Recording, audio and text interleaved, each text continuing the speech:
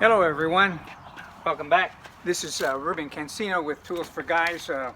Today's project, actually over the last few days and maybe a couple of days after this, we're looking at building some patio benches, bench chairs, benches for our patio. So my wife found a picture on somewhere, Facebook maybe, Pinterest, I don't know, but picture, and said, okay, this is what we want. So I took a picture and of course took some dimensions. So there's a few things I want to show you. So I have a bench alongside me. One of the things you want to keep in mind is the height that you're going to sit on. This one's roughly 17 inches. I pretty much kept that height right here on the bench, about 17 inches. I know you can't read it from there, but just to let you know.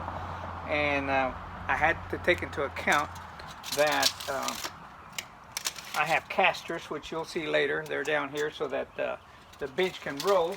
As you can see, maybe I'll go ahead and move it right now. There we go. So this is so that we can move it around the patio as needed. And if we only have shade on our driveway, we can pass through the breezeway and use it in our driveway during the shaded times of the day. So a little bit take into account, the standard height is usually about 8 inches, 9 inches. I added a couple more inches than what my bench, this one has, for example, roughly almost 9 inches. This definitely has the 10 inches, made it slightly higher so that it'd be more comfortable for setting a mug on the arm of the bench. So as far as tips along the way, I'll give you measurements that I've taken, where I use the tools I use, and the convenience of some of the tools. We'll go through that in the video as well. So most important that I want to take into account is when you build your bench chair, take into account the width, the length, the width, whatever dimension, this dimension, all right?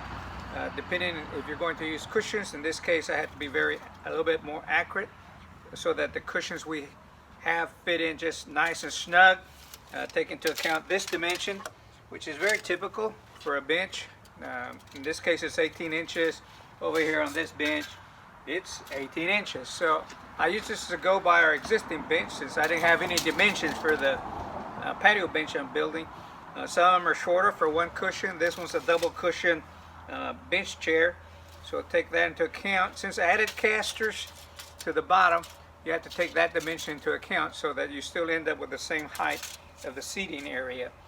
So also maybe one more thing, depending on what you're after, a very rustic look.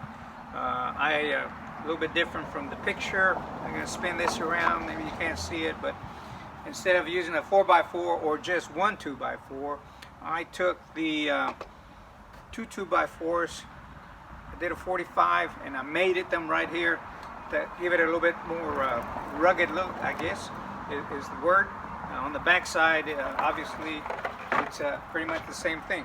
So other than that, pretty much the dimensions, the look is the one that we got from the picture, which I'll show you in a little bit. So here is a picture, or a video, sorry, of the material that we used, or I am using for the next bench. Roughly the bench is 4 feet wide. So I have 4 of these boards. They're called decking boards. Basically it's a treated board, roughly 1x6 by 10 foot long. Then I have 2x4s. These are 10 foot long, treated wood, 3 of those, and a shorter 1x6 decking board, treated as well. So, decking means they're made for the exterior. They can take some weathering. So that total of material, let's see, 1, 2, 3, 4, and 3 is 7, one more 8 pieces of lumber, $100 plus. If we look up close here, here are the casters. Right there, $28 including tax for those. They're fairly rugged. They're big. You could buy smaller ones. Make sure you allow for the probably total weight, maybe 300 pounds, 400 pounds, depending on who's going to sit on as well, of course.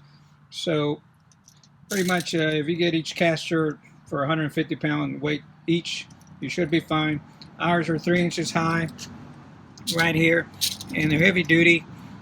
And we like the size, the look, and they're easy to move around, as I have shown earlier in the clip. So that's it, $100 of lumber and $28 for the casters, and Of course, since we're doing 3 benches, you could probably say we total maybe $24 of stain and sealer for all that together.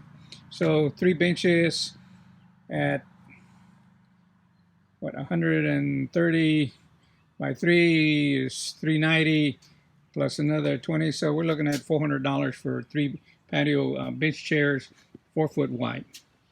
Okay, see you in a little bit when we look at the tools we're going to use. All right, now it is time to set up to get our work going.